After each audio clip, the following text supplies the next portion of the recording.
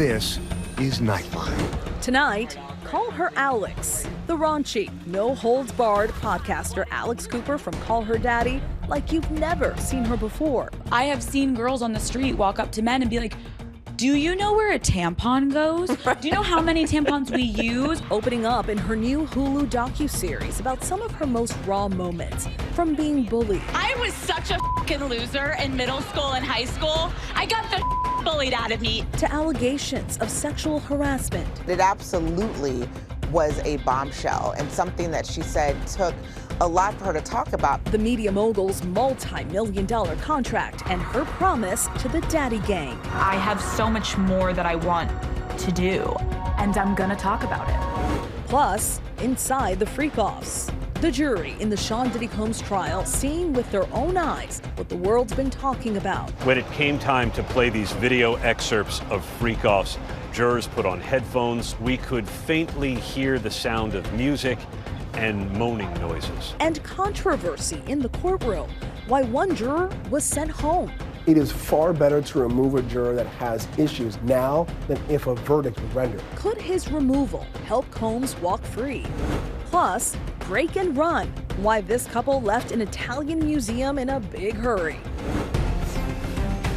From ABC News headquarters in New York, this is Nightline. Good evening. Thank you for joining us. I'm Stephanie Ramos. Tonight, Alex Cooper has been called Gen Z's Barbara Walters for her ability to land and get very personal with an amazing roster of A-list talent. It's all part of Call Her Daddy, the raw, raunchy, and ridiculously successful podcast Cooper launched, and which in turn launched her as a media force to be reckoned with.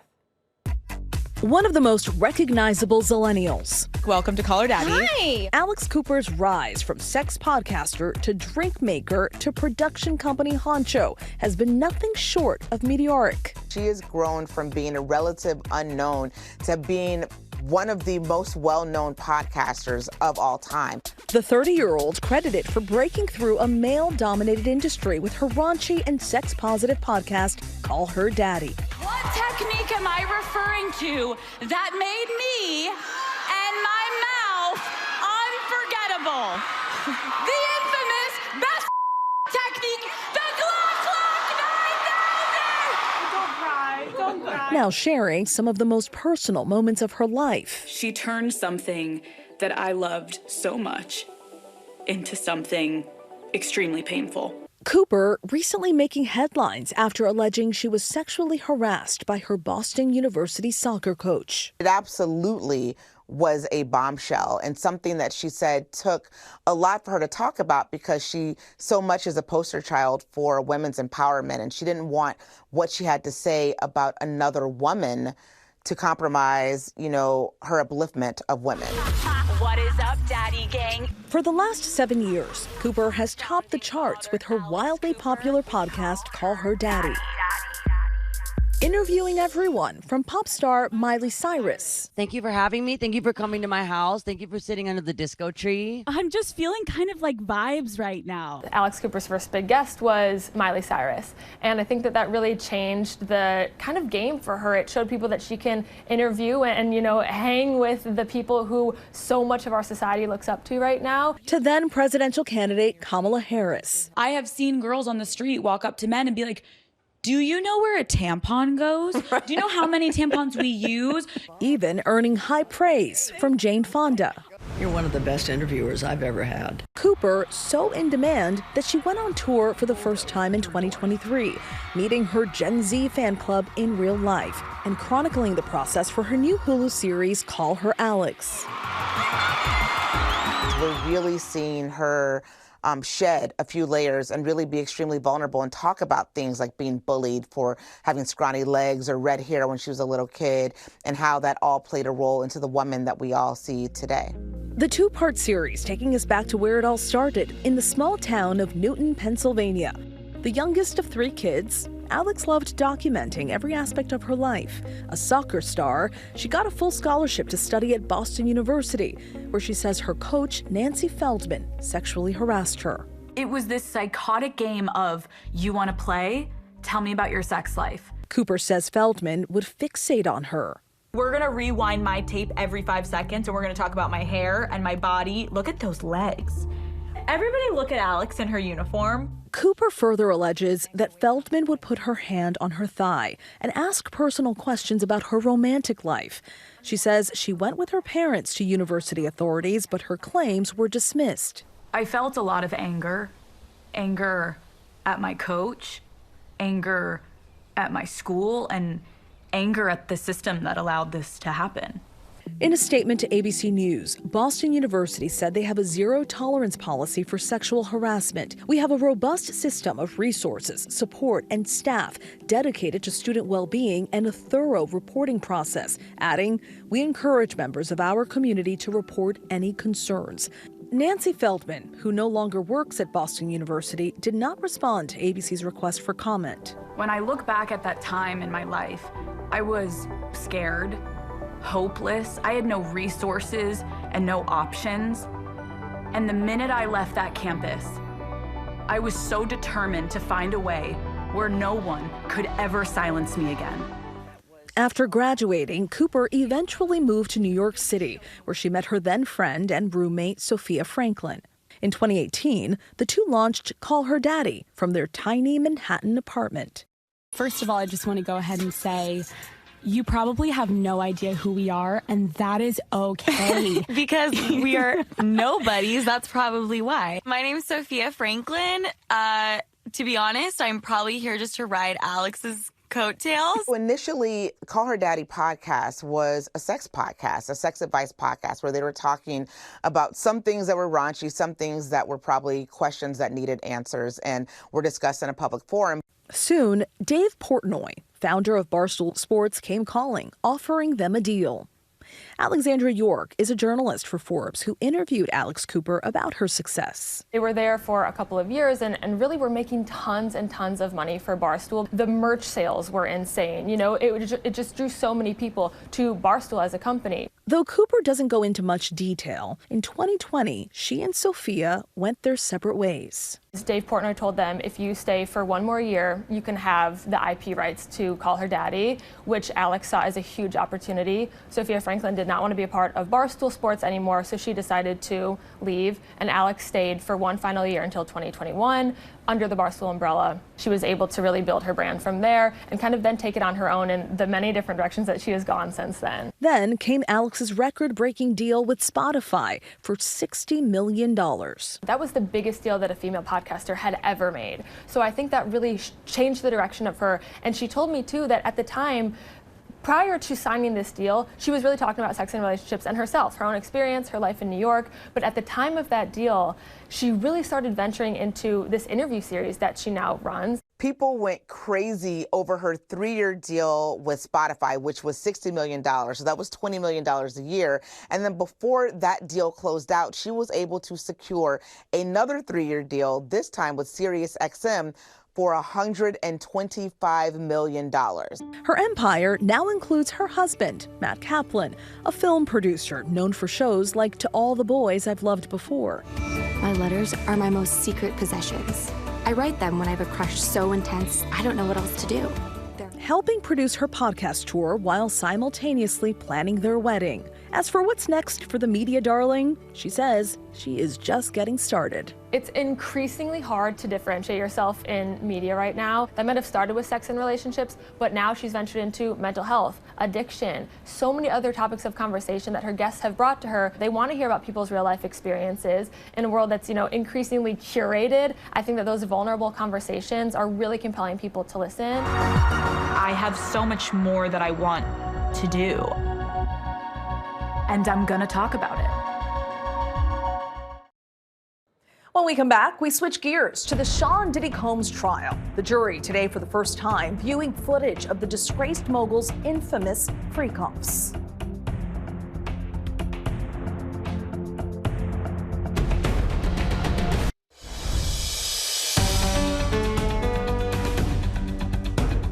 Welcome back. Today, the jury in New York City's most famous trial of the moment, Sean Diddy Combs, viewing real-life footage of the infamous sex parties known as freak-offs, described by the defense as consensual encounters, but by the prosecution as something far more sinister.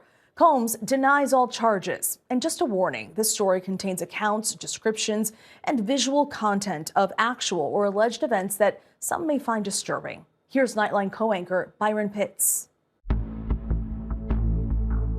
Behind these doors, a jury seeing for the first time what the world's been talking about for months. Videos of those notorious so-called freak-offs involving Sean Diddy Combs.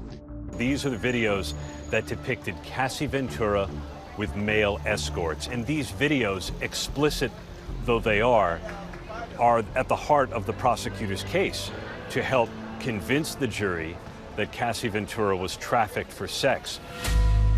In a key moment of this trial, wearing headphones, jurors were shown excerpt videos of freak-offs played in the courtroom for the first time today. The videos coming from a laptop belonging to Cassie Ventura. When it came time to play these video excerpts of freak-offs, jurors put on headphones, so did the lawyers and Sean Combs. The public screens were shut off because the gallery was not allowed to see or hear these explicit videos. But as the excerpts played, we could faintly hear the sound of music and moaning noises. The jury also shown text messages between Combs and Ventura, in which prosecutors say he texted her, "Want to celebrate Christmas and have a freak-off tonight or Friday?" Further text messages, they said, were summoning escorts to a hotel. Also at the center of today's court proceedings, text messages, emails, and documents shown in court. The videos came with hotel receipts, credit card statements, travel records that helped give the jury a full picture of how Sean Combs allegedly got her and male escorts to different hotel rooms for the purposes of these sexual encounters. Sean Combs stands accused of sex trafficking, racketeering, and prostitution, all charges he denies. But as the government wraps up its case over the next couple of days, a major moment in court this morning, Judge Aaron Sabramian dismissing a juror number 6, for lack of candor. The juror originally saying he lived in the Bronx with his fiancée, but he apparently told a court staff member that he had recently moved in with his girlfriend in New Jersey. The worry about a juror who gives incomplete or not really forthright answers is that they could be what's called a stealth juror. Someone who is answering questions in a way that is untruthful, but to get onto a jury, to be able to give a verdict that they want, either guilty or not guilty. And that's something that no one wants in the jury. The judge saying the record raised serious concerns as to the juror's candor and whether he shaded answers to get on and stay on the jury, going on to say there's nothing the juror could say at this point that would put the genie back in the bottle. It is far better to remove a juror that has issues as to candor or jurisdictional defects now than if a verdict was rendered. Because if a verdict was rendered, that could be a bigger issue of appeal, that a person gave an incomplete or wrong answer to get on the jury and then rendered either a guilty or not guilty verdict. The defense raising concerns about the dismissal, noting that he was one of 2 black men on the jury. The defense lamented that removing juror number 6, a 41-year-old black man, would make the jury less diverse. The judge said that was not a concern with this particular juror. He said he was sympathetic to the defense concerns generally, but he noted the makeup of this jury already includes a number of people of color. This week marks what's expected to be the final week of testimony in the government's case before Combs' attorneys take over to present his defense. The prosecution making their final push with exhibits they hope will help prove the charges of transportation to engage in prostitution. Federal prosecutors are alleging that Combs orchestrated a criminal enterprise with the assistance of his bodyguards to pressure witnesses like Combs' former assistant testifying as Mia to, quote, stay silent and not report what they experienced or knew. The jury saw some additional messages from one of Sean Combs' longtime bodyguards. He goes by D-Rock. She said the outreach from D-Rock and from Combs himself made her terrified. Federal prosecutors no doubt want to leave the jury with the impression that Combs was behind the scenes pulling the strings as part of his alleged orchestration of a criminal enterprise. The jury was also presented with text and audio messages meant to reinforce testimony from other witnesses about hotel rooms, drugs, and travel. One group of messages between Combs' chief of staff, Christina Coram, and Combs' travel arranger discussing a flight for Jane and an escort named Paul. In one 2018 exchange, Ventura allegedly told Coram, quote, "I can't do that violent, scary, kick me out of my own house stuff anymore." To which Coram responded, "I'm sure. Stay focused, though.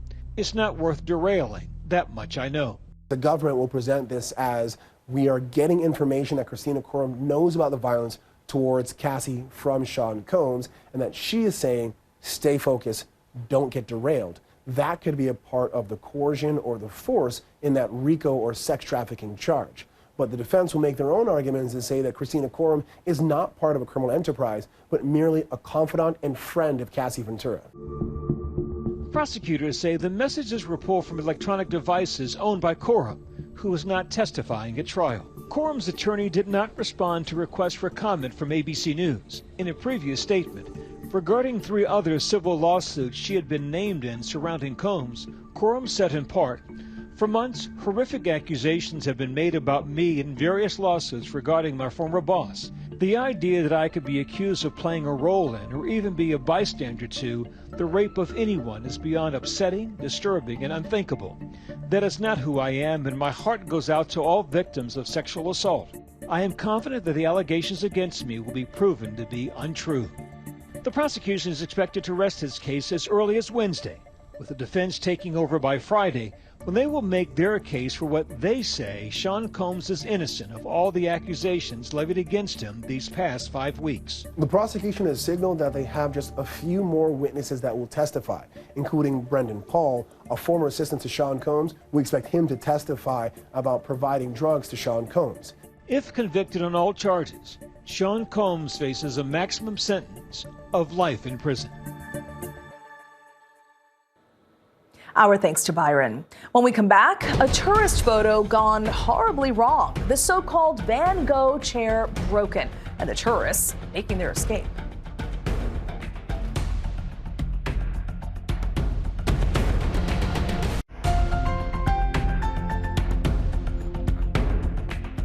Finally tonight, a photo op they'll never try again. An Italian museum piece broken by tourists. Verona's Palazzo Maffei releasing footage of a couple in front of the Van Gogh chair, covered entirely in Swarovski crystals and named in honor of the Dutch artist's famous painting. The man hunches over the piece, but falls back and crushes the front of the bejeweled chair. The museum saying, quote, "We are sharing this episode to raise awareness about the value of art and the respect it deserves." That is Nightline. You can watch all of our full episodes on Hulu. We'll see you right back here tomorrow. Thanks for staying up with us. Good night, America.